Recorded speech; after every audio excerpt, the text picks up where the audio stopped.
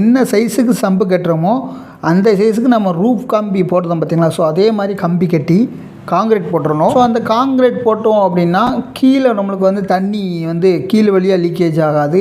அடுத்து வந்து பார்த்திங்கன்னா நமக்கு லைஃபும் அதிகமாக இருக்கும் நீங்கள் மேட்டு போட்டு காங்கிரீட் போடுறதுனால. ஸோ அது மாதிரி கம்பி கட்டி காங்கிரீட் போட்டுட்டோம். ஏன்னா நம்மளோட லோடு வந்து பார்த்திங்கன்னா இதில் தான் உட்கார போகுது. நம்ம பிரிக்கு கட்டுறோம் பார்த்திங்களா. ஸோ அதுவும் வந்து பார்த்திங்கன்னா இந்த மேட்டுக்கு மேலே தான் உட்கார வைக்க போகிறோம். எதுக்கு அப்படின்னா நம்ம சுற்றி இருக்க அவுட்ரு சுவர் நம்மளோட பில்டிங்கோட ஏரியா உள்ள சுவரில் வந்து சம்பு வைக்க போகிறது இல்லை.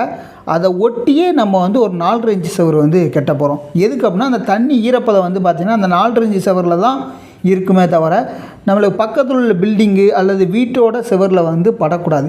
ஸோ அந்த அளவுக்கு நம்மளுக்கு வந்து அந்த இடத்துல 9 இன்ச்சு வால் தேவையா அப்படின்னு கேட்காங்க. சுற்றி நம்மளுக்கு இந்த படத்தில் இருக்க மாதிரி சாயில் ப்ரெஷர் இருந்தால் 9 இன்ச்சு வால் கட்டுங்க. இதில் வந்து நம்மளுக்கு வந்து சாயில் ப்ரெஷர் இல்லை. அதனால் வந்து பார்த்திங்கன்னா நம்ம வந்து 4.5 இன்ச்சு வாலே போதுமானது. ஏன்னா சுற்றி நம்மளுக்கு வந்து அவுட்ரு சுவர் இருக்குது.